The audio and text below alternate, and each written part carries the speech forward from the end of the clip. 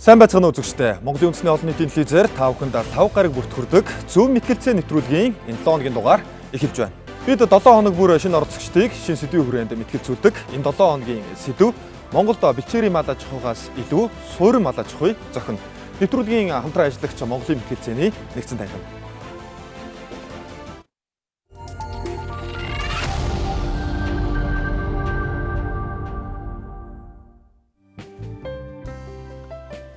Өнөөдөр манай улсад 70 гаруй сая мал бэлчээрлэж, хүн амын олонх нь энэ салбараас амжиргаагаа залгуулж байна. Гэхдээ бэлчээрийн дац хэтэрч, цөлжилт нэмэгдэж, уламжлалт мал аж ахуйн тогтолцоо ирээдүйд хэрхэн үргэлжлэх нь томоохон асуудал болжээ. Дэлхийн олон улс мал аж ахуйгаа суурин хэлбэрт шилжүүлж, аж үйлдвэрийн зарчмаар хөгжүүлж байна. Жишээлбэл Нидерланд, Герман зэрэг улсуудад өндөр бүтээмжтэй, хяналттай мал аж ахуйг хөгжүүлж, бүтээгдэхүүнээ дэлхийн зах зээлд гаргаж байгаа юм а.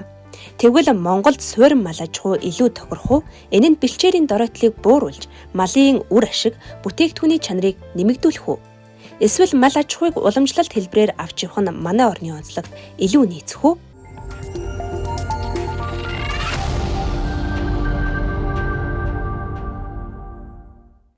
За үзэгч та бүхэнд нэвтрүүлгийн сэдвийн хүрээнд бэлдсэн танилцуулгыг хүргэлээ. За Монгол улс дахь хамгийн эртний уламжлалт салбар болох мал аж ахуйн салбарыг бид бэлчээрийн мал аж ахуй хэлбэрээр авч үлдэх нь зөв үү? Эсвэл суурин мал аж ахуйн хэлбэр шилжих нь илүү зохистой юу гэдэг талаар өнөөдөр нэвтрүүлгийн оролцогчид мэдгэлцэх болно. За ингээд та бүхэндээ нэвтрүүлгийн энэ удаагийн дугаарын оролцогчдоо танилцуулъя. Нэгдүгээр энэ нэгдүгээр агийн ахлагч, Монголын мэтгэлцээний нэгдсэн танхимын шүүгч, за парламентын мэтгэлцээний 2019 оны улсын аваргын тэмцээний ялагч Наранбаатарын Уган Баяр. Хоёрдугаар энэ мал аж ахуйн эрдэм шинжилгээний хүрээлэнгийн мал аж ахуйн салбарын эрхлэгч Хүрв Доржийн Мегмар Сүрэн. Гуравдугаар энэ 2 агийн ахлагч Зэвсэг түвшний Тэг 65 дугаар ангийн холбооны хэрэгслийн засварын техникч, дэд ахлагч Монголын мэтгэлцээний нэгдсэн танхимын шүүгч Золхүүгийн Эрдэнэбаатар. Дөрөвдүгээр энэ Нийслэлийн социал-демократ Монголын залуучуудын холбооны ажлын албаны дарга Монголын мэтгэлцээний нэгдсэн танхимын шүүгч Баттулгын Ган Зориг. Ингээд нэвтрүүлгийн сэдвийг оролцогчдод танилцуулсан байгаа. Одоо үндэслэл илтгэлийг нэвтрүүлгийн дөрвөн ёсоор эхлүүлье. За үндэслэл илтгэл хэсэгт багийн ахлагчид оролцдог. Өөрөөр хэлбэл 3 дугаар эндрийн мэтгэлцэгчид энэ хэсэгт үндэслэл илтгэлийг танилцуулах болно. За ингээд 1-р агаас эхлэе. 1-р агийн ахлагч Уган Баяр танд үндэслэл илтгэл танилцуулах 3 минутын хугацаагаар цагийг явуулж эхэллээ. Та 1 сарын дотор одоо юу гэдэг жилийнхаа орлогыг олохыг хүсэж байна. Та магадгүй 2-3 жилийнхаа орлогыг ганцхан жилийн дотор хөдөлмөрлөөд олохыг хүсэж байна. Энэхүү мэтгэлцээнээр би энгийн нэгэн Монгол айл 4 жилийн хугацаанд суурин мал аж ахуйн бизнес эрхлээд 1.2 тэрбум төгрөгийн орлоготой ажилласан энгийн нэгэн түүхээс мэтгэлцээнийхээ жишээнүүдийг авч эхэлж байгаа. За тэгэхээр орчин үед бол залуучууд яг ямар төрлийн бизнес эрхлүүл илүү тохиромжтой болоо гэх мэтчлэн судалгаануудыг залуучууд өөрсдөө хийдэг болсон. Гэхдээ сүүлийн залуучууд юу гэдэг мал аж ахуй гэдэг энэ салбар руу орохоос бол айдаг. Яагаад тэгэхээр маш их хөдөлмөр шаардлагатай. Магадгүй юу гэдэг суурин хотод өссөн залуучууд бол малаас хол гэдэг шалтгаанаар энэ суурин мал аж ахуйч бай, бэлчээрийн мал аж ахуйс бол зүгтдэг. Гэхдээ яг энэ эрсдлийг хараад үзэх юм бол суурин мал аж ахуй нь өөрөө хөдөлмөрийн хувьд бэлчээрийн мал аж ахуйгаас илүү амар гэдэг нь зарим нэг зүйлсээр бол харагддаг. За жишээлбэл малын баас гэдэг зүйл байна. За малын нөгөө нэг баасыг хуучин цагт бүтэн 1 цаг хүрддэг байсан. За энэ үйл явцыг, энэ процессыг 5 удаа хүрддэг байсан бол одоо нөгөө автомат баас татаж гэдэг технологиудыг зарим нэгэн суурин мал аж ахуйн бизнес эрхлэгчид маань оруулж ирснээрээ нөгөө 1 цаг хүрддэг баасыг 6 минутын дотор татдаг. Тэгэхээр энэ процессоо ерөөсөө өдөрт 4-5 удаа ихэд хангалттай. За дараа нөгөө суурин мал аж ахуй маань нэг гайхалтай давуу тал. Тэрний өгөхөөр нөгөө сүүнд маань гар ерөөсөө оролцохгүйгээр цахилгаан шүүлтүүрээр тухайн сүг ердөө 1.5-аас 2 минутын дотор сүг бол авдаг баг. Тэгэхээр энэ өөрөө тухайн мал аж ахуйн бизнес эрхэлж байгаа хүнд хөдөлмөрийн үед бас маш хөнгөн гэж бол үзэж байгаа. За 3 дугаарт бол нөгөө суурин мал аж ахуйн бизнес эрхэлдэг хүмүүс маань бол санхүүгийн хувьд бол нэгэн том давуу талууд бол үүсдэг. За тэрний юу гэхээр өглөө болгон 1 тонн хөргүүрээсээ нэмэх 2 градустай байгаа сүүгээ тухайн сүүний компанид хүлээлгэж өгдөг. Энэчнээс орлого авдаг. Мөн хажуугаар нь 108 литр тутамд сүү хувьцаат компаниас хувьцаа авдаг баг. За энэ эргээгээд нөгөө мал аж ахуйн бизнес эрхэлж байгаа, тэр дундаа суурин мал аж ахуйн бизнес эрхэлж байгаа хүмүүст бол санхүүгийн хувьд бол нэлээд том давуу талыг бол үүсгэдэг. За хоёрдугаарт бол мал аж ахуйн бизнес дотроо ялангуяа суурин мал аж ахуйн бизнес эрхэлдэг хүмүүс дотор бол ердөө ганцхан төрлийн татварыг бол төлдөг. За тэр нь бол хүн амын орлогын татвар буюу тухайн жилийнхаа нийт орлогын ердөө 1%-ийг бол татвар төлдөг байна. За мөн дээрээс нь нэмээд урамшуулалттай байдаг. За урамшууллын тухай нарийн мэдээллийг бол ярихад бол нэвтрүүлгийн цаг бас мэдээж хүрэхгүй байх. Энэ урамшууллыг ямар учиртай вэ гэхлээр юу гэдэг энэ бизнесийг дөнгөж эхэлж байгаа хүмүүст одоо юу гэдэг зардал нь хэд өндөр байгаа бол нөгөө урамшуулал нь өөрөө ашиг болоод тухайн жилдээ тухайн удирдалтаа бол дуустдаг байна. За тэгэхээр яа харахгүй бэлчээрийн мал аж ахуйгаас илүүтэйгээр суурин мал аж ахуй нь өөрөө хөдөлмөрийн хувьд, санхүүгийн хувьд, орчингийн хувьд илүү давуу талтай гэж үзэж байгаа. Дараагийн илтгэлүүд дээрээ илүү тодорхой ярих болно. За цаг дуслаа, баярлалаа. Нэгдүгээр ахлагч Уган баяр байлаа.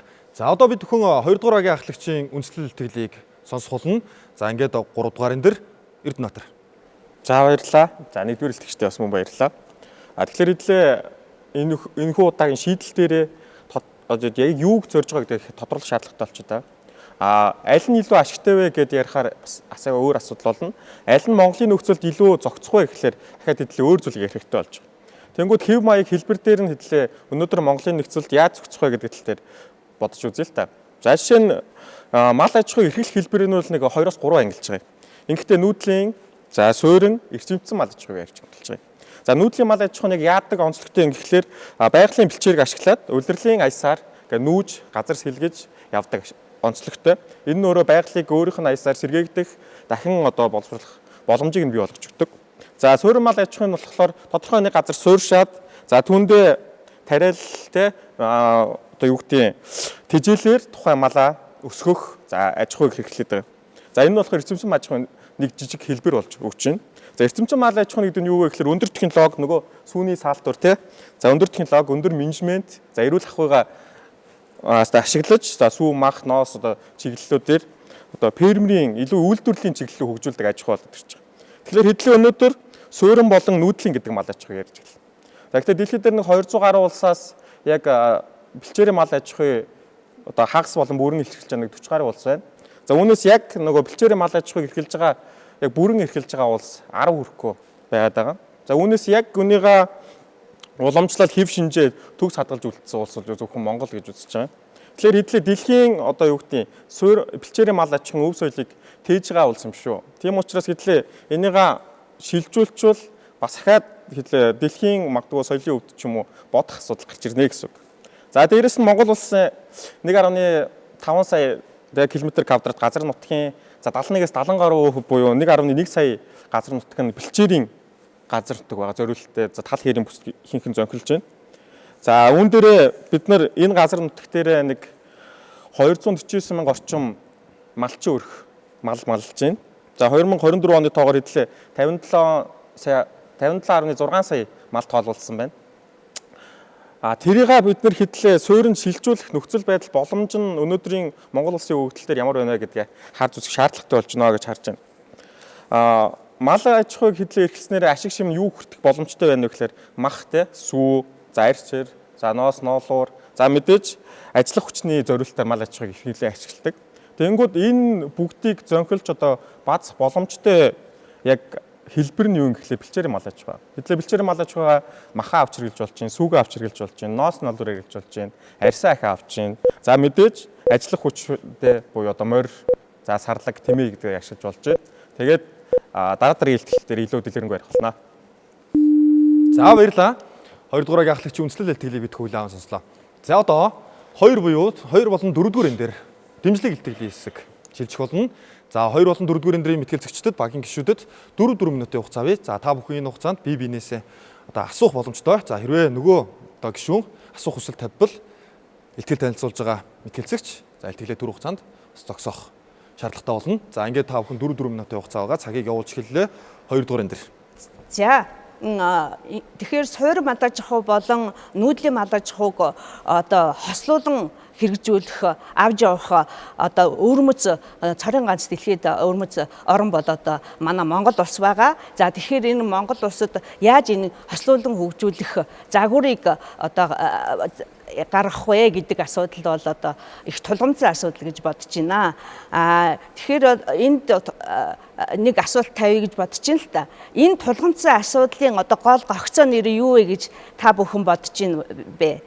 Нэгдүгээр. Хоёрдугаарт болохоор энэ бэлчээрийн нүүдлийн мал аж ахуйд одоо малчин хүний хувьд одоо ямар гол бэрхшээлүүд одоо тохиолдож байдаг вэ ерөн өдөр тутамд нь эндээсээ эхлэе гэж бодож байна.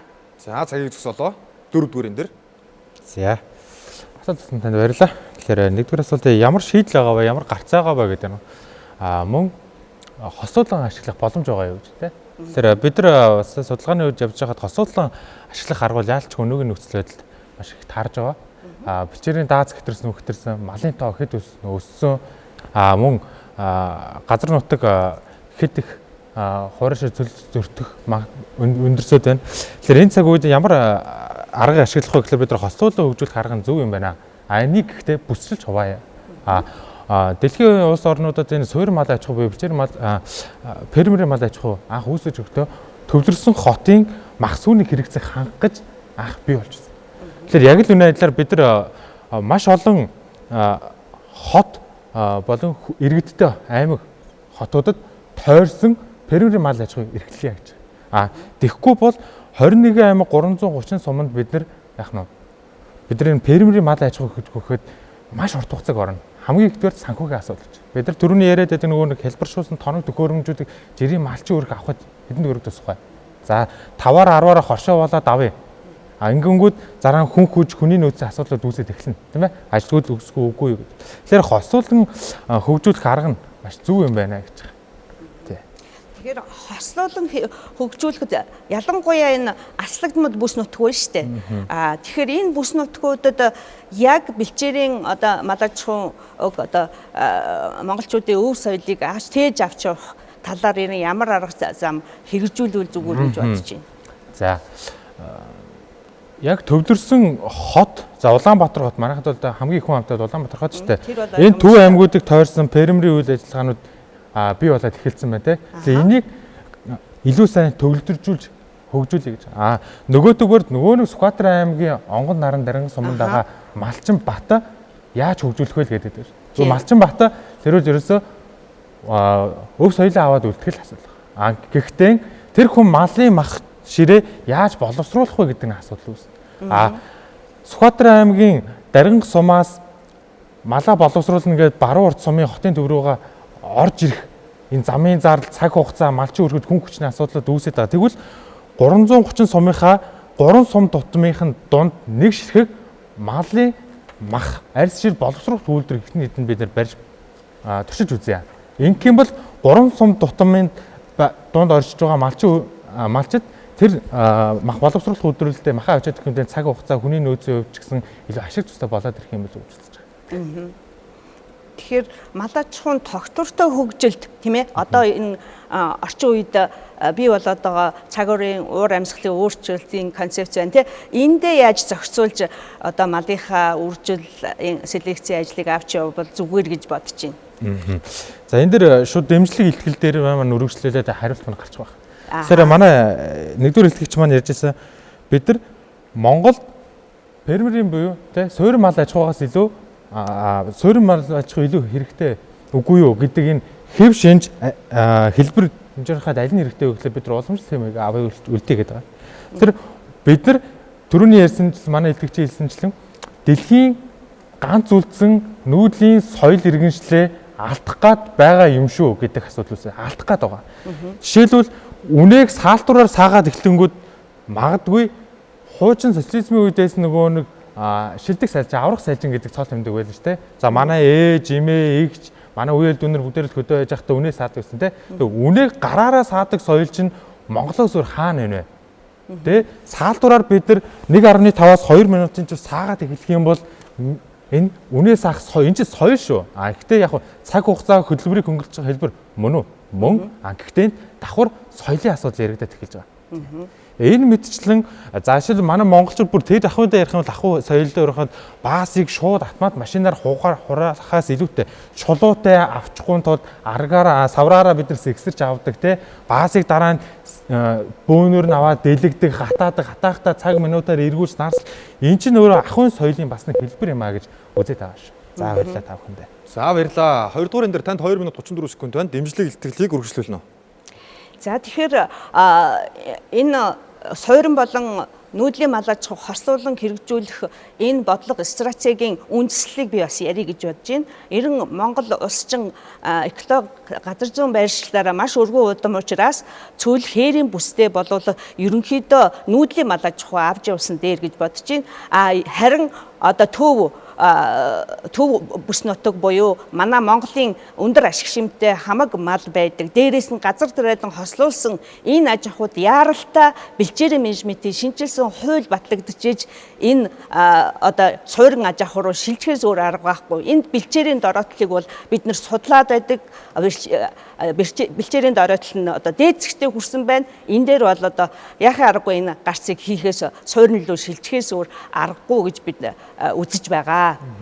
Ерөн суурин малгаанд шилжчихснээрээ бид нар одоо тэр манай дэмжигч элтгэгчийн багийн ахлагчийн хэлсэн бүх давуу талуудыг бид нар харуулж чадах учраас энэ дээр бол одоо яхаа аргагүй экспорт хийх энэ гарц нь бол Монгол улсад энэ. Нөгөө талаараа энэ манай эсрэг талын багийн яриад байгаа энэ нүүдлийн соёлыг хадгалах асуудал бол тэр одоо бусад бүсүүд дээрээ хээрийн бүсүүд дээрээ ашиг шин багтаач гэсэн манай Монгол мал маш төсвөр хатуужилттай цаг уурын өөрчлөлтөнд хэрхэн дасан зогсож байна, тухайн орон нутагта хэрхэн дасан зогсож байна гэдгээр үржил селекцийн ажлын бодлогыг явуулж үржил селекцийн стратегийг зөв авч явж явах ёстой гэж би бодож байна. Тэгэхээр одоо энэ дээр бол мэтгэлзээнд бол хамгийн гол нь одоо хослуулан хэрэгжүүлэх бүсчлэн ялгаатай хослуулан хэрэгжүүлэх загварчлалыг бий болгох нь шинжилгээ ухааны үндэслэлтэй бий болгох нь хамгийн амин чухал асуудал гэж бодож байна.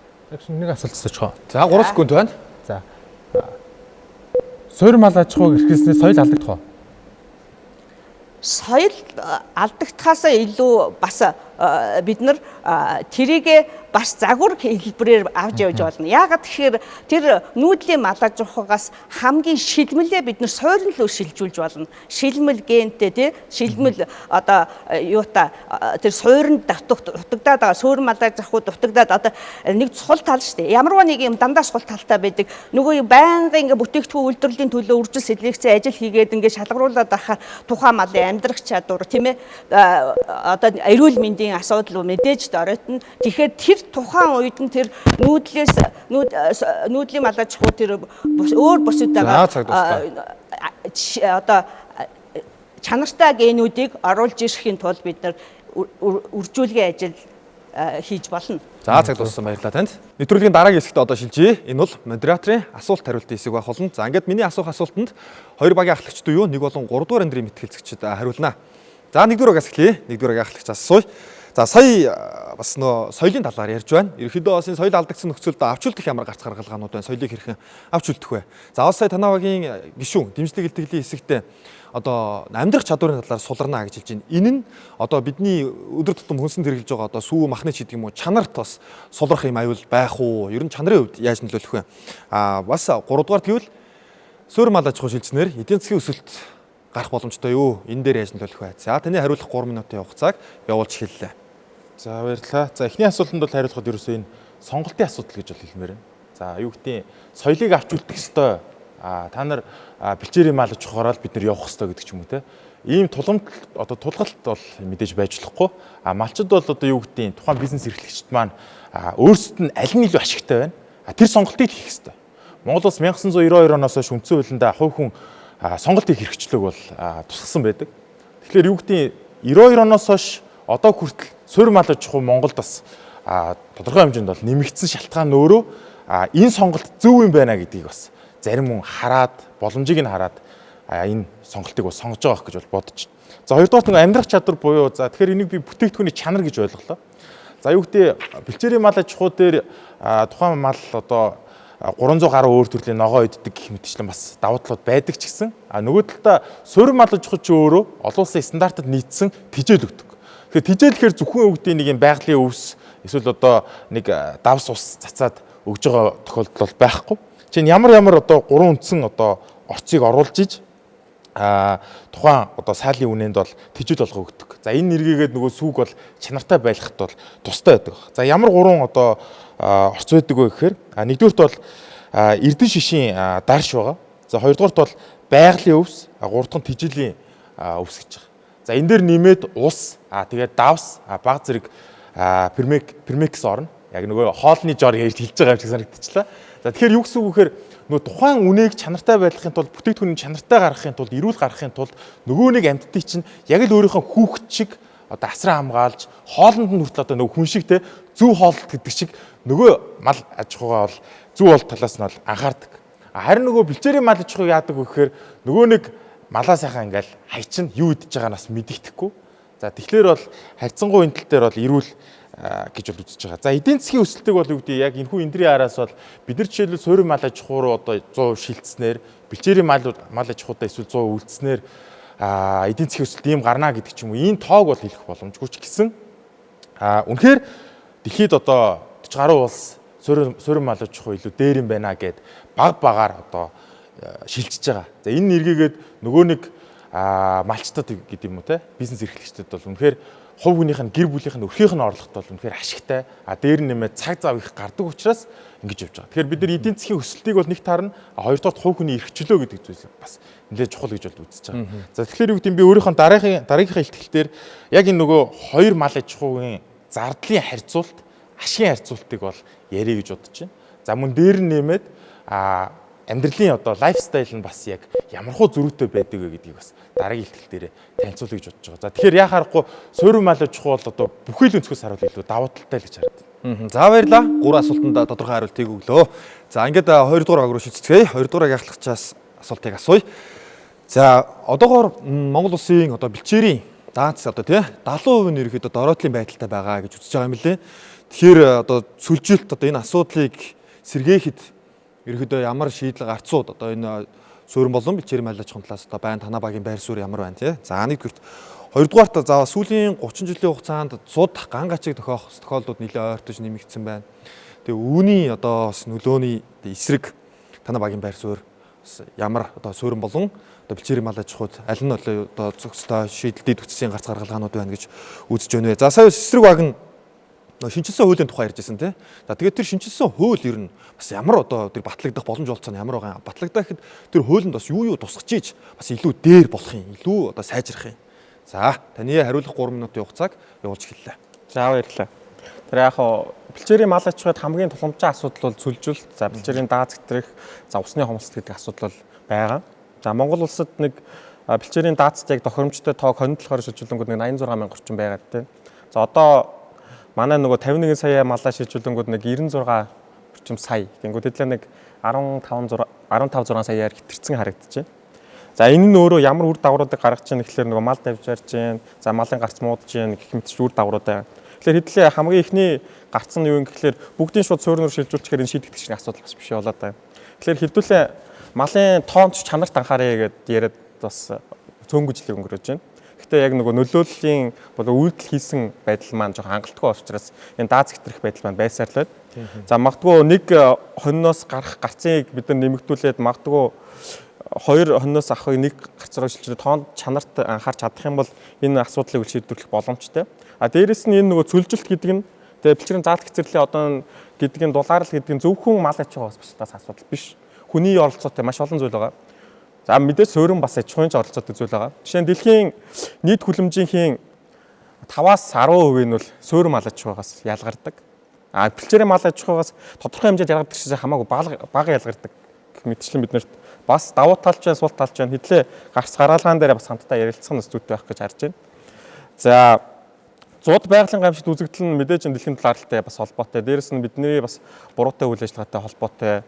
За хамгийн нөгөө мэдрэг асуудал нь хэдүүлээ яриад байгаа бэлчээрийн мал аж ахуй маань энэ байгалийн гамшигт давтж өгсөн зүйл хамгийн мэдрэг гэдэг бол ойлгомжтой зүйл. Гэхдээ нөгөө яг удмын сангаа энэ нөгөө малынхаа тий байгаль техник чадварууд нь илүү сайжруулад за манай 2 дугаар эндрий хэлсэн шиг удмын селекцээ төлөвлөгөөтэйгээр бодлоготойгоор стратегигээр явуулж чадах юм бол энэ амьтанд байгаль дээр шалгарч үлдэх гэдэг зүйл нь илүү сайн болно. Тэгэхээр энэ бас боломж нь байгаа.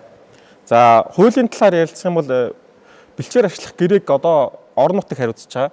5-аас 10 жилээр тухайн одоо малчинтай гэрээ хийж байгаа тий иргэдийн хурлаас тогтоож байгаа.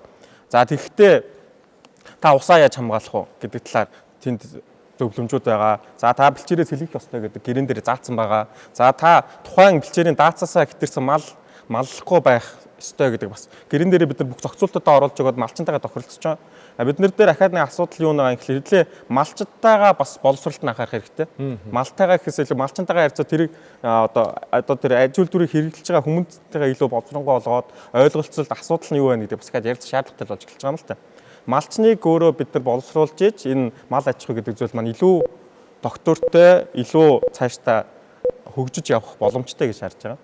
Заавал суурин хэдлээ бэлчээр ингэхгүйгээр бас хүнээ бас хөгжүүлэхтэй анхаарах шаардлага тулгарч байна л гэж бодож байна. За баярлалаа асуултуудад тодорхой хариулт өглөө. За ерөөхдөө 3 дугаар эндрийн мэтгэлцэгч за бас малчтын тухай тий одоо малчин тус бүр одоо өөрсдийн арга барил өөр одоо хим маягтайгаар нь мал аж ахуйг авч явж байгаа учраас энэ бас нэгдмэл байх нь за түүнд нь бас одоо боловсролын болоод бас чиглэлийн хувьд одоо нэгдмэл байх нь илүү хөгжүүлэлтүүдийг хийхэд давуу тал болж ашиг гаргана гэж хэлж байна. За 3 дугаар эндрийн мэтгэлцэгчээс бас нэмэд нэг асуулт асуучих.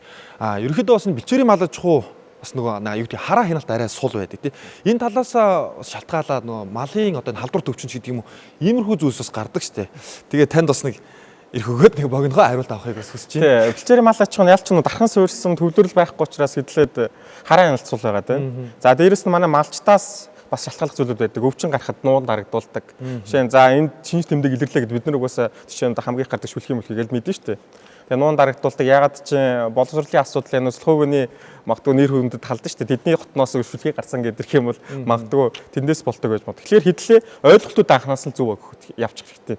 За та ийм тохиолдолд ингэж холбоо барих ингэх ч юм уу. Одоо Монгол улсад яг малын хөдөлгөөнийг хянаж байгаа 7 цэг байт юм байлээ. За тэр нь яг хот одоо төв орчимд суурилсан. Яг бидний хөдөлгөөнийг хянаж чадахгүй байгаа нэг асуудал. Гэхдээ эдлийн цэгүүдээ сайжруулад удмын селекцээ зохион байгуулалттай бодлогоор стратегиэр хийж чадах юм бол энэ хяналтууд илүү сайжруулах боломжтой. Хяналтыг тэгээд зөвхөн улсаас төрөөсч биш иргэндээ малчиндаа бас хяндаг байх юм бол энэ тогтолцоо илүү хөгжих боломжтой л гэж харж байна. За баярлалаа. За ингээд дараагийн хэсэгтээ шилжицгээе үзэгчтэй. За одоо бид тайлбар илтгэлийн хэсгийг эхлүүлэх болно. За тайлбар илтгэлд 2 багаас нэг мэтгэлцэгч орно. За та бүхэн дотроо ярилцаад багийн ахлагч уу багийн гишүүн үү гэдгээ шийднэ үү. За 1 дугаар багаас хийн орох уу? За багийн ахлагч 2 дугаар багаас. За 4 дугаар энэ багийн гишүүн ган зэрэгнаар оролцох нэ. За ингээд та бүхэнд 4 минут явах цаавь. За харилцан биенээсээ асуух боломжтой. За баярлалаа. За ямар ч хэлсэн лайфстайлын хувьд нэг ялгаа гарч иж байгаа. Тэрний үхээр за жишээлбэл сумын авраг те аймгийн авраг, улсын авраг одоо фермерчин гэх юм уу одоо маллагч гэх юм уу те. Тухайн хүмүүс маань бол одоо юу гэдэг нийлэх сайхан цол одоо шагнал аваад байдаг. Энэ нь өөрөө социалист нийгэмд үлдсэн л шагнал. Тэгээ энэ өөрөө социалист нийгэмдээ л үлдэх ёстой. Тэгэхээр яг нөгөө хүмүүст маань тэр шагнал маань яг бодтой одоо юу гэдэг те шагнал болж чаддгүй гэвэл үгүй гэж харж байгаа. Тэгэхээр яг жинхэнэ шагнал яг юу юм бэхээр нөгөө хувь хүний чөлөө цаг, эрх чөлөө, эдийн засгийн хувьд одоо нээлттэй байдал болж иж байгаа юм л. За жишээлбэл бэлчээрийн мал аж ахуй бизнес эрхэлдэг хүн маань өөрөө өглөө гараад орой орчдөг. За хот руу орлоо үсрээд л 2-3 өдөр байжгаад найз нөхдөдгөөч нэг сайхан пив уугаад дуучих ч юм уу тийм цаг зав айгу хомс байдаг байхгүй. Ерөөсөө нөгөө ажилд ингээл хамаг цагаа зарцуулсаар байдаг. Тэгээ эргээ нөгөө сайхан үгээр өөрсдөө хаадаг нь юу гэхээр хөдөлмөр хүнийг хүмүүжүүлдэг. Та ясаа хүмүүжиж дуустдаг юм бэ те. Олонтой амьдрах хэрэгтэй байхгүй. За тэгэнгүүт нөгөө нэг суурин мал аж ахуйн бизнес эрхэлж байгаа хүмүүс маань яаж байгаа вэхээр нөгөө техник технологи хөгжсөн учраас баасаа 6 минутанд татчих. Сүүгээ 2 минутын дотор авчиж. Өглөө 2 цаг, 3 цаг одоо ажиллаад, оройн 2 цаг, 3 цаг ажиллангуудаа өдрөө сайхан цэвэр агаарт гэр бүлтэйгээ цагийг өнгөрөөж байгаа. За тэгэхээр энэ лайфстайлын хувьд бол суурин мал аж ахуй ийм том давуу тал үүсгэж байгаа. За дараа нь эдийн засгийн хувьд нэг юм ярь. Эдийн засгийн хувьд юу гэхээр бэлчээрийн мал аж ахуй Монголд бол үнэхээр дарахад сайтай хэрнээ хүн амаа бараг хэд нугалцсан бид нар малтай хэрнээ махны үн ямар байгаа вэ гэж. Тэгээ махны үн буухгүй шүү дээ. Монголд өнөөдөр бэлчээрийн мал аж ахуй яаж чөгдсөн махны үн буухгүй л байхгүй. За харин хэдүүлээ бодъё. Өндөг, сүү, тарг, цагаан эдэ гэдэг ч юм уу те. эдгээр зүйлсийн үн юу асар амар өсчихжээ гэдг нь хэрэг яригдчихсэн бэ гэдгүүлээ бодоод үзье. Хэвлэл мэдээлэлээр нь ихэнхдээ махны үн төслөө та 1 кг үхрийн махыг хэдээр авч 1 кг хоньны махыг хэдээр авч гэж ярьдаг. За тэгэхээр юу гэсэн үг гэхээр нөгөө малчд маань өөрөө энийг өсгөөд байгаа биш. Дунд нь бас өөрөө яа харахгүй нөгөө сүүдэр эдийн засаг гэдэг шиг яа харахгүй нөгөө махны үн өсөөд идэг. Энийг бид нэр зохицуулъя гэдэж боломжгүй байхгүй. Яа тэгэхээр бид нэр өөрсдөө чөлөө зах зээл байгаа. Харин нөгөө нэг суурин малж явах яадаг вөхөр би түрүүг өөрийнхөө үйл баримтлал ихтер хэлсэн. Энгийн нэгэн Монгол айл 4 жилийн дотор 1.2 тэрбум төгрөгийн орлого олжээ гэж. Энэ бодит тоо байхгүй. Яаж ихсэн бэ гэхээр өөрөө энэ бизнес маань маш хурдан өсдөг. Яаж өсдөг вэ гэхээр тухайн айл 15 одоо сайлын үнэтэй эхэлсэн бол одоо 4 жилийн хугацаанд 70 үнэтэй эхэлсэн байна. Тухайн үед бол юу гэдэг нэг 150 литр сүү эхний ээлжинд өгчээсэн бол дараа нь 1000 литр сүү өглөө болго өгдөг бас гэж байгаа. Эргээгээд орлогоо хараад үзэх юм бол сарда 40 орчим сая төгрөгийн орлоготой байна. Би өөрийнхөө эхний ихтгэлээр хэлсэнтэй та 1 жилийнхаа орлогыг 1 сарын дотор олмоор байна. Та сарынхаа орлогыг 7 хоногийн дотор олмоор байна гэж бол хэлсэн. Тэгэхээр ийм ашигтай учраас өнөөдөр зарим нэг одоо хөрөнгө оруулагч нар бизнес эрхлэгчид энэ бизнес рүү ороод байгаа. Тэг эргээгээд бодъё л да бид нар үр хөвгтдээ юу үлдээх вэ гэдэг. Үлдээх зүйл хүртэл байдаг байхгүй. Фермерийн буюу суурин мал аж ахуй нь өөрөө өвлүүлдэг бизнес юм аа. Өвлүүлдэг. А хоёрдугаарт юу гэдэг зархад бэлэн бизнес гэж үздэг. Харин нөгөө нэг бэлчээрийн мал аж ахуй дээр ямар тохиолдол үүсдэг вэ гэхээр нөгөө нэг хүүхдүүд маань завуучлаараа аваа би хотод сумаар байна. Би гадагшаа явмаар байна. Нөгөө нэг ховдын залуу Харвард руу явчлаа гэдэг шиг нөгөө нэг бэлчээрийн мал аж ахуйд өссөн залуучууд өөр зүйлс үзмээр байгаа байхгүй. Харин суурин мал аж ахуй харьцангуй яадаг хөр өвлүүлээд зарж болно, тухайн бизнесийг зарж болно. Аюултай энэ бизнес рүү ормоор байгаа хүн бол судалгаа хийгээд бэлэн авах одоо суурин бизнесүүд нүртэл байж идэг гэсэн. За тэгэхээр яа харахгүй нөгөө эдийн засаг болоод хувь хүний эрхчлөө гэдэг зүйлс бол заавал одоо 1-2 дугаар тавигдах учраас эдгээр давуу талуудыг хараад үзэх юм бол яа харахгүй суурин мал аж ахуй илүү. Тэгэхээр би нэг асуултаар төгсгөө. Бэлчээрийн мал аж ахуй өнөөдөр хүнд хувь хүний эрхчлөө болоод санхүүгийн хувьд ямар давуу тал үүсгдэг вэ гэдэг дээр хариулж өгөөрэй гэж хүсэж байна. За баярлалаа. Дөрөвдүгээрэн дээр цагийг олж хэллээ. За баярлалаа. Мэдээж бас залуу хүний хувьд ч гэсэн энэ алдарт цол тэмдэг гэдгийг бол одоо бас хэрэгс сэтэрсэн зүйл болоод байгаа. Гэхдээ энэ яг хэнд хаана ямар цаг хугацаанд вэ гэдгээрээс шалтгаалаад ашиг тусна гарна л та.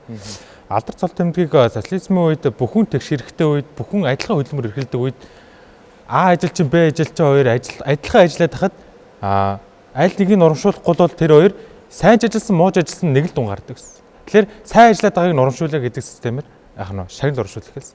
Тэгэхээр одоо ч гэсэн нэг сайн малчин авраг малчдыг сум аймаг улсын за хошоо аврагын үе шаттай ингэ дараалж байна. Тэгэхээр манай 2 дугаар эндрийн итгэгчийн ч гэсэн хэлжсэнчлээр нь те шалгуур үзүүлэлтүүд селекцүүд явагдаж байгаа. Тэгээд шилдэг хотондоо шилдэг селекц хийж чадсан үржлэг сайн зохион байгуулж чадсан нэг шалгуур. Хоёрт усжуулах систем хэр сайн хийж чадсан тэр малч өрх. Гуравт нь өөрөөсөө гадна хэдэн өрх цалинжуулж чадж байгаа. Тэгээ эргээгээ засгийн газраас ч гэсэн нөгөө малчин өрхүүдэд тавьж байгаа шаардлаган ч гэсэн бас эргээгээд байгаль нийгэм эдийн засгийн хувьд ч гэсэн өөрөөгөөсөө байгаа мó үгүй мó гэдгээр нь уралдуулж байна нэгт.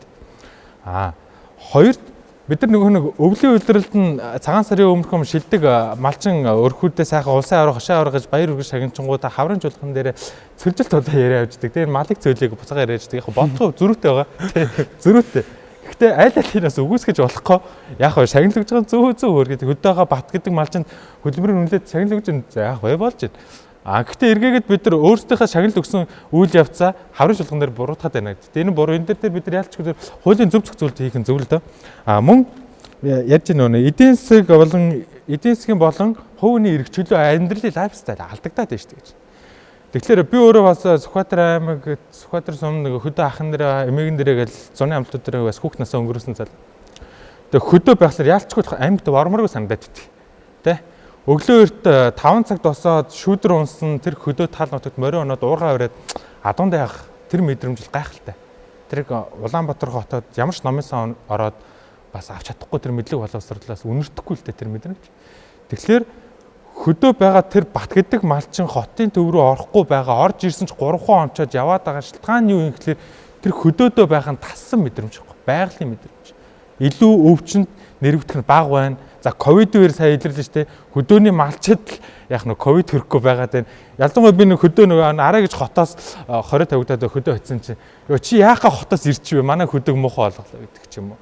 Тэгээ эргээгээд энэ амьдралын лайфстайл мэдрэмж гэдэг үл яг тухайн хүн байгаа орчноос авч чадсан тэр мэдрэмж л байгаа даа. Нөгөөднөөс малчлаас бизнес рүү би тэр нөгөө нэг сүүний фермерээр тэрбум болоод байгаа ерхийлж очсон байсан нэвтрүүлэг гарсан. Би өнөө өдөр очиж үзсэн. Үнэхээр супер том фермер байлаа. Нэг үнэнээс өдөрт 20 литр гардаг гэд. Тэр ашиг шим чанараараа тэр байгууллага өндөрч гисэн. Энгийн нэг малчин тэр нөгөө нэг доронтод байгаа, увсад байгаа мөн тийм хэмжээний бизнес болж чадахгүй үгүй. Боловсролын хувьд ялгаа, хөрөнгө мөнгөний хувьд ялгаа. Нэг сүүний фермер 20 литр гардаг үнэ өнөөдөр зах зээлийн өрн 18-аас 20 сая төгрөг. Өнө үйлдвэрээсээ селекцээс хамаараад өөр үнэтэй. Тэгэхээр ховдод байгаа баяр гэдэг малч яг тийм хэмжээний 18 сая төгрөгийн 60 шиг үнэ за 10-ыг авчираад 60 сая. За энэ нөөс харавчин байрны тоног төхөөрөмжүүдэд 50 те. Ингээд тэгэхээр бүгд тэр хэмжээний бизнес руу орж чадахгүй гэдэг асуудал. За мөн манай нэгдүгээр энэ дэр илтгэгч яг дурдчихсэн нөгөө хөрөнгө оруулагч нөгөө нэг том группийн удирдлагууд маань яалчгүй энэ бизнес рүү хүчтөрөөд ороод ирлээ. Манай Гацууртан Чимбатах хүртэл одоо чандагны талд Доронтой Хинтээ аймагт мундаг том өхрийн үйлдвэр үүж байна те.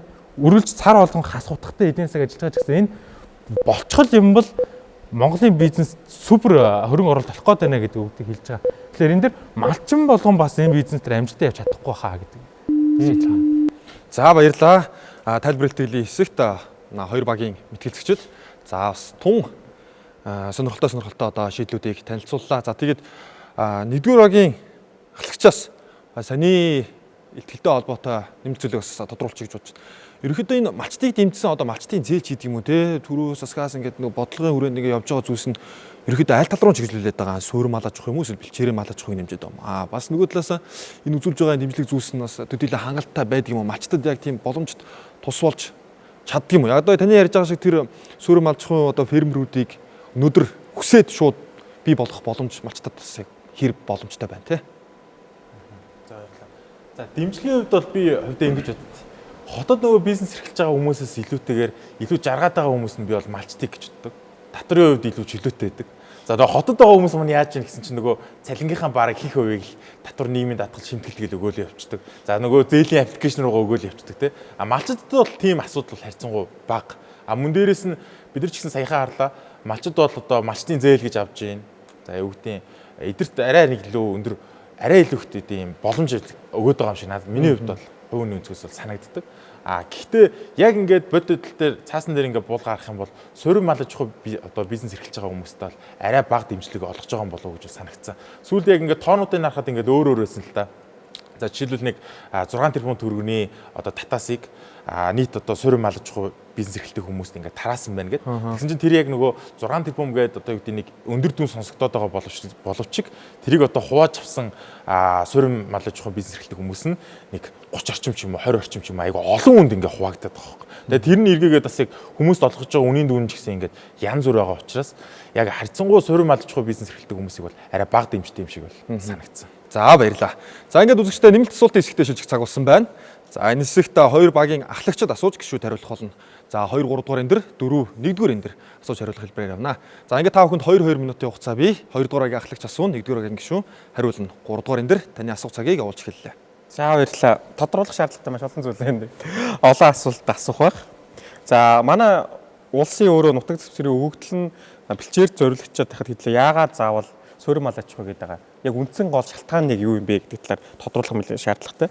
За дээрэс нь бэлчээрийн мал аж ахуйн тэжээл буюу өвсөө хэдлээ нөгөө хоолныхоо орцуудыг хийгээд байна те. Үндсэн орц болох Эрдэнэ шиш. За тэжээлийн өвсийн тариалах боломж нь манайд ямар байна. Хэдлэгийн нөгөө Монголын цаг агаар эрс дэрс уур амьсгалт хэрхэн тэр тэжээлээ тариад өвлийн үйлрэлт нь хэдлээ яах юм бэ? Эсвэл уурхацаа ингээд хэрв тариалах боломжтой гэж үзэх юм бол усны нөөц нь энэ нь өөрөө усны нөөцийн асуудлыг хэрхэн яаж хийдэг вэ? Энэ буцаад байгаль технологийн тэнцвэртэй байдалтай гүний ус ч юм уу ашиглал нөлөөлөх үү гэдэг талаар дахиад нэг тодорхой шаардлагатай зүйл байна. За суурь мал аж ахуй шилжихэд нэг уламжлалт нүүдлийн малжилт соёлол аялал жуулчлал хэрхэн нөлөөлөх вэ? За магадгүй сая хэдлээ нөгөө соёлын яамнаас хамгийн том фестивал те нүүдэлчин Монгол гэдэг фестивал маань одоо 4-5 дахь жилдээ яваад одоо олон улсыг болчлоо те 2024 онд тэгэхэд 13 улс одоо нүүдэлчдийн төв нь Монгол улсын байна гэд дэлхийн нүүдэлчдийн фестивал Монголд хийлээ. За 1.4 сая дотоод хатаатын жуулчд ирсэн байна. Тэгэхээр энэ нь өөрөө энэ соёл аялал жуулчлал хэрхэн нөлөөлөх вэ? Суурин болчвол магадгүй нөгөө үзэсгэлэн худалдаа тэр юу н одоо юу гэдэг фестивал нь тэр нөгөө фермерийн үзэсгэлэн шиг болчих юм шүү дээ гэдэг зүгээр тэгэхээр талаар ойлголтын зөрүү байна уу гэдэг талаар тодорхойлох шаардлагатай байна. За суурин малчдыг хэрэгжүүлэхэд малчдын нийгмийн асуудал хэрхэн шийдвэрлэх вэ? Маа нэгдүгээр энэ дээр хэлж байгаа мэдээж хэдлээ нөгөө цагтай болох нь байна, тэ хөдөлмөр шаардах бага болох учраас ажлын байр багасч эхлэх нь байна. Магадгүй нөгөө 1000 малчин 2 өрхийг цалинжуулдаг байвал тэр нь байхгүй болох нь. Тэгэхээр тэр нөгөө 2 өрх ямар ажил хийж өөрхөө яаж залгуулах боломжтой вэ? Тэгэхээр ажилч одоо энэ малчдын нийгмийн асуудал ажлын байрыг хэрхэн шийдвэрлэх, тэ шилжилтийн энэ хөтөлбөрүүд нь юу байх вэ гэдэг талаар бас тодруулах шаардлагатай болоо гэж харж байна. За цагийг зогсоолоо. Хоёрдугаар энэ дэр за та бас асуултууд олон байгаа учраас цагаа бодоод тавьчихна. Энэ маш сайхан асуултууд асуулаа. Энэ дээр би бол одоо тодорхой үндслэлтэй одоо хариулт өгье гэж бодож байна. Тэгэхээр энэ одоо нутаг дэвсгэр энд үндсэн гол шалтгаан бэлчээр суурилсан бид нар нүүдэлчин Монгол гээд хэдэн зуун жилээрээ явчаад яагаад ингэж их болвоо гэхээр яахын аргагүй одоо бид нар бэлчээрийн дороотлын одоо дээд түвшинд хүрсэн бүс нутгууд зарим бүс нутгууд байгаа учраас эндээ бол одоо яахын аргагүй суурин шилжин. Суурин шилжихдээ бид нар суурин чинь 3 нөгөө нийт малаж хуу үйлдвэрлэлийн систем маань ерөөсөө дэлхийд 3 өөр систем үйлчилж байгаа шүү дээ. Хагас суурин шилжих бол одоо хамгийн зөв зам Монгол улс.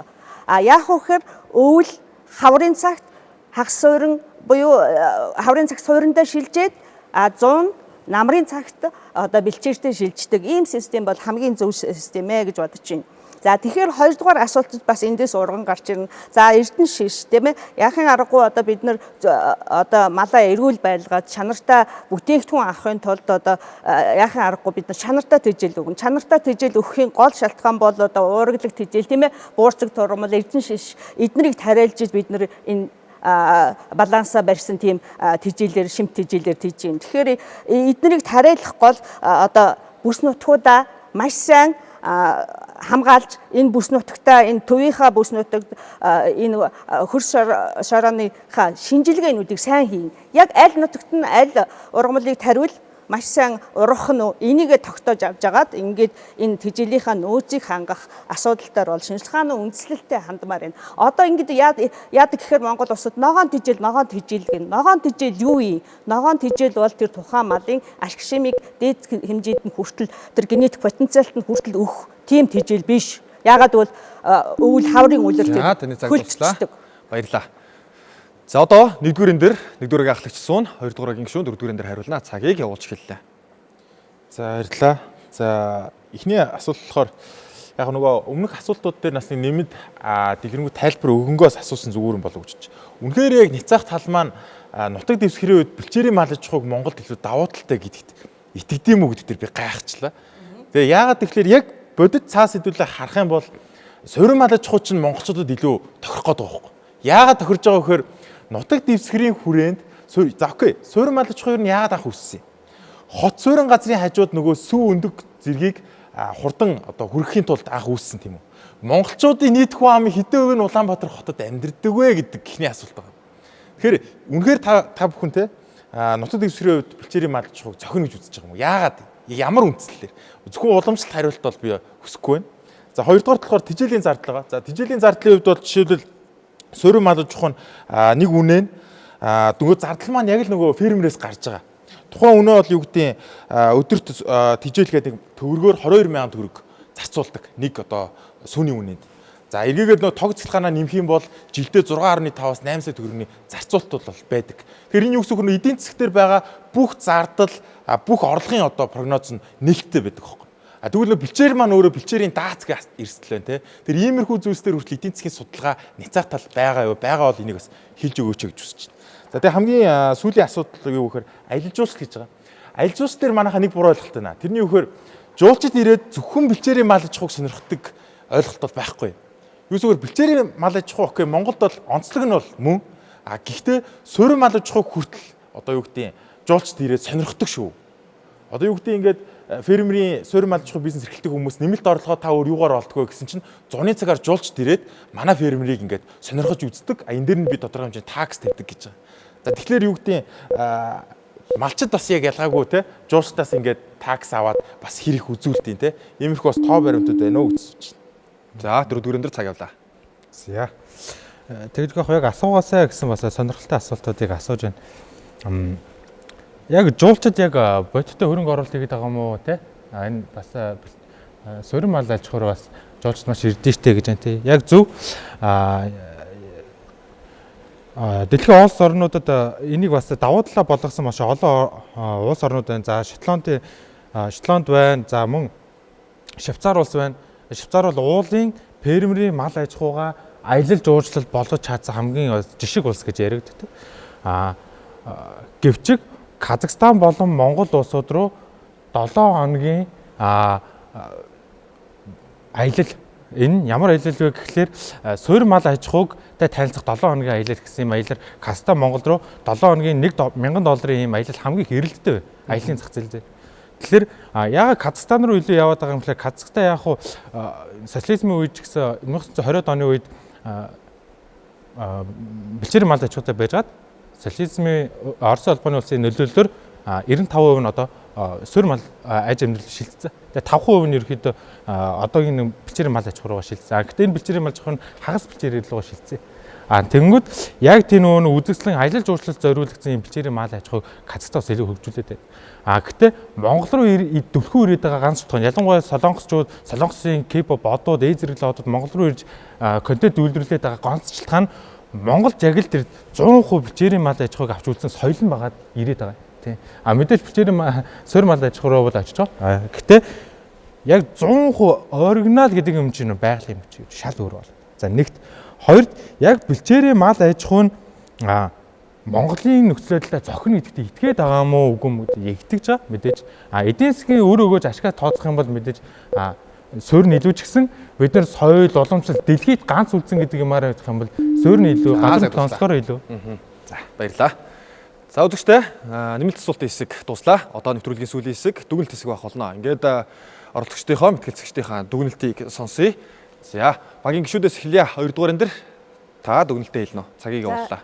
Ер нь одоо ингээд энэ хилцүүлгээр дүгнэхэд бол ерөнхийдөө Монгол улс бол одоо мал аж ахуйн бүтээгдэхүүн үйлдвэрлэлийн 3 одоо өвөрмөц системийг гурвангийн одоо зэрэг хэрэгжүүлж болох өвөрмөц дэлхийд байгаа ганц улс гэж би дүгнэж байна. Тиймээс хамгийн гол нь энэ өвөрмөц стратеги бодлогыг яг энэ Монгол улсын төвшөнд авчиж загварчилж хийхэд бол судалгаа шинжилгээний ажил маш чухал байна. Тэгэхээр судалгаа шинжилгээний ажил судлаачид эрдэмтдээ сонсох нь бас хамгийн их толгомцсон асуудал болоод байгаа шиг надад санагддаг. Ягаад гэвэл одоо жирийн малчин ч юм уу жирийн албан хаагч одоо энэ шийдвэрийг гаргаад авах шиг эсвэл албан тушаалтан одоо хүмүүс гаргаад авах шиг эхлээд судлаачдаа нэлээ сайн сонсч ээж судалгаан дээр үндэслээд тоон баримт дээр үндэслэж энэ загварчлаа гаргаач гэж хэлмээр байна. Миний дүгнэлт.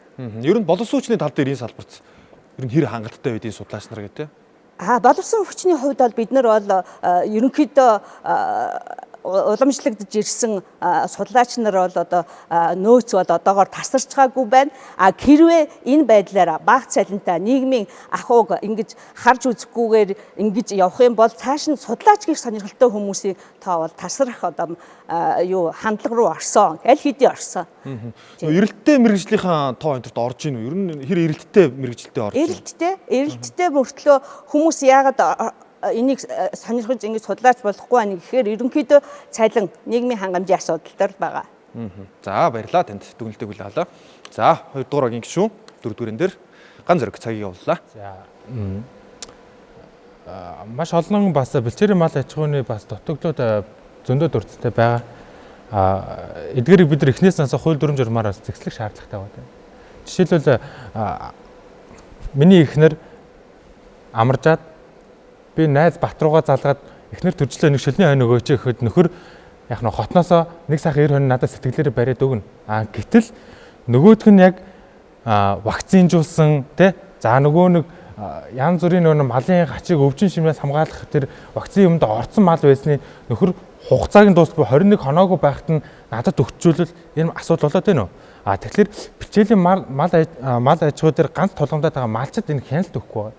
Тэгэхээр бид нар эргээд нөгөө хууль дүрм журмаараа тэр малчтаа хяналтаа тавиад нөгөө нэг өвчтэй шүлхийтэй мал байна уу, вакцинтай малаа зарж боловсруулад байгаа бол хариуцлага тооцдог механизм. Гэхдээ энэ дэр хариуцлага тооцох механизм байгаад байгаа ч гэсэн малын хааданаас нэг үнэмлэх нэг байгаад байгаа ч гэсэн тэр тодорхой хэмжээнд хэрэгжиж чадахгүй байна.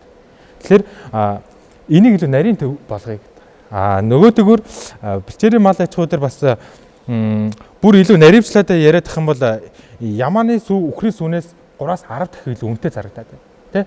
Тэгэхээр үхрийн ферм гэхдээ үхрийн идэж ямаа үхрээс 4-өөс 6 дахин бага тижил шаарддаг. Тэгэхээр бид нар үхрийн фермерээс илүү ямааны фермер гэж сүүг сагаад бүр цаашлаад манай бүр судлаачны гаргасан судалгаа байсан. Ямааны сүү бүр 10-аас 30 дахин нэмэгдүүлэлт зарах боломжтой үхрийн үнээс. Тэгэхээр ямааны сүү бас бид нар илүү хөгжүүлээд энийг бас гэхдээ хангаа нутгийн маань малчид ямааны сүүг маш их зарж борлуулдаг тийм. Юунаас ингэж хөгжүүлэх бас бүрэн боломж байгаа даа. Суурь мал аж ахуй дээр цаашлаад бид нар энэ дээр яг 2 дугаар энэ дээр мань хэлчихсэн чинь мэрэгжлийн судлаач баг хамт олноор ажиллаж шийдвэр гаргадаг баймаар л гэж. Энэ дээр ямар нэг улс төрчиг сэдв биш шүү л гэж хэлмээр байна. За баярлалаа. Нэгдүгээр агийн ахлагч нэгдүгээрэн дээр Уганбаяр таны дүгнэлтийг сонсъё. За та бүхэн миний хэлж байгаа энэ хоёр өгүүлбэрийн алийг нарийг сонсч ирсэн бэ. За эхнийх нь малчид өвөл зуднаар тэдэн хонио алджээ. За хоёр дахь өгүүлбэр нь болохоор суурь мал аж ахуй бизнес эрхэлж байгаа хүмүүс өвөл зуднаар тэдэн үнэгээ алдчихъя. Сүүлийн өгүүлбэрийг нь бол хүмүүс сонсож байгаагүй хаа. Эхний өгүүлбэр нь л хамгийн их тохиолддог. Өмнө жил нөгөө мянгад малчин байсан Бата ах маань дараа жил ах нь өстой юу ч болсон гэж байж байгаа үүсэхгүй байхгүй. Тэгэхээр бэлчээрийн мал аж ахуй айгүй өндөр эрсдэлтэй байна гэдэг манай гишүүн бас хэлсэн. Тэгэхээр суурь мал аж ахуй бол өөрөө өвлүүлдэг бизнес юм байна. Бэлэн зарж болт юм. За хоёрдугаар бид нэг аялал жуулчлал гэдэг нэг тодорхой сегмент рүү орчлоо. Тэгэхээр юу гэдэг ямар ч жуулчин Монголд яг бэлчээрийн мал аж ахуйг нь үзье гэж ирдэг юм аа. Яаж ирдэг вэ хэрэгтэй. Их их жуулчдыг та бүхэн асуугаарай. Өмнө хаана хэлсэн бэ гэнгүүт би сая Хятадд байж байгаад ирсэн гэдэг байхгүй. Яагаад гэвэл энгийн дундаж Америк хүн Франц руу аялах зардал, Монгол руу аялах зардал хоёр нь яг адилхан байдэ. Энэ зардал бол нөгөө lonelyplanet.com гэх сайтн дээр бүх улс руу аялах одоо зардлууд нь ингээ байж идэг. Тэр юу гэдэг Хятадаар орсон хүмүүсийг хардаг байхгүй. Тэгэхээр зөвхөн бэлчээрийн мал аж ахуйг үзэхтэй биш. Бас жуулчид ялгаагүй суурь мал аж ахуйг үздэг гэдэг дээр хангалттай нотлохоо болсон гэж бодчих. За дараа нь бол энэ мэтгэлцээ өөрөө хоёр талдаа бид нар ингээ мэтгэлцэж байгаа боловчийг нэг цэг дээр заавал огтлцох ёстой тийм үү. Тэгээ нэг цэг дээр айгуугаа огтлцсон. Тэрний үүхээр Ницаах талын маань гишүүн бидэртээ нэг зүйл дээр их санал нэгсэн. Окей, эдийн засгийн хувьд бол ягарахгүй суурь мал аж ахуй нь илүү дээр юм байна гэдэг дээр санал нэгсэн. Баярлалаа. Харин санаа нь юу байсан бэ гэхээр уламжлаа гэхдээ бид нар авч үлдээ гэдэг. Окей, уламжлаа авч үлдэж болно шүү дээ. Нөгөө малчдын маань сонголт авахгүй.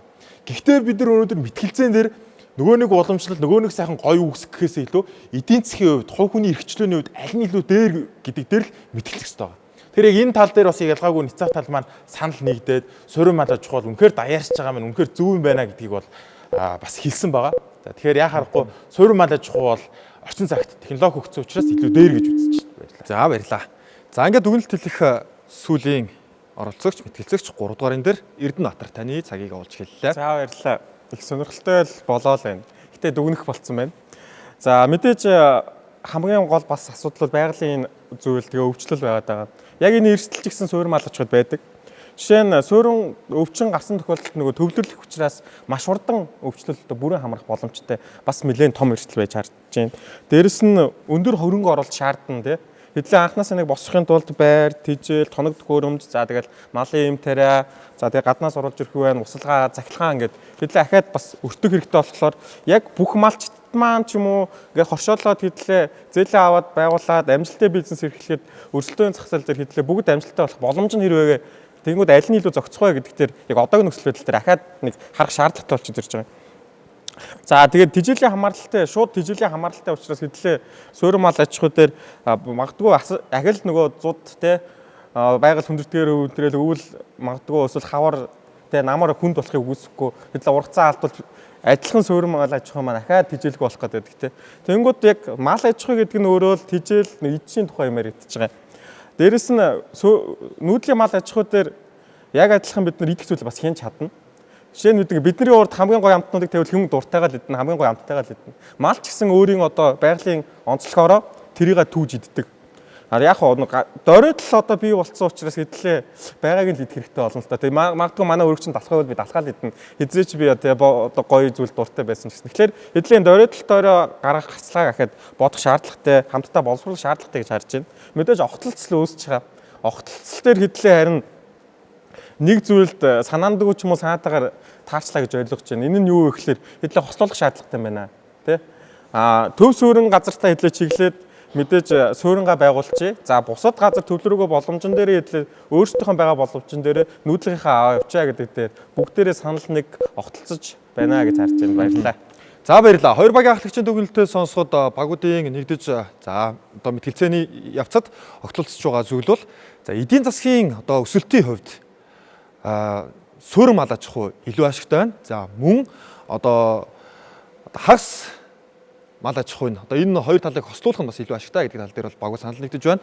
За магадгүй одоо зуны болон намрын улирлуудад бэлчээрийн мал аж ахуй эрхэлж, за хаврын болон өвлийн улирлуудаа суурин мал аж ахуй эрхэлснээр халдвар төвчнөөс сэргийлж, за цуудаа, гангаачиг гэд одоо мал аж ахуйд тохиолдож болох одоо эрсдлүүдээс сэргийлэх боломжтой гэдгийг багууд маань хэлж байна. За мөн одоо биднээс татгалзах шаардлагатай зүйлс юу байна? Малчдаа яаж анхаарах юм? Боловсролын хувьд, за мөн одоо малын одоо энэ эрүүл мэндийн хувьд, халдвар төвчнөөс урьдчилан сэргийлэхийн хувьд, за мөн одоо энэ хууль эрхцэн хүрээнд ямар боломжууд бидэнд байгаа юм? Үүн дээр мөн дэд үтцийн хүрээнд яаж ажиллахын зэрэг олон гаргалгаануудыг одоо хоёр багийнхан маань дэвшүүлж өнөөдөр Монгол бэлчээрийн мал аж ахуйгаас илүү суурин мал аж ахуй зохино гэсэн сэдвүүрэнд мэтгэлцлээ.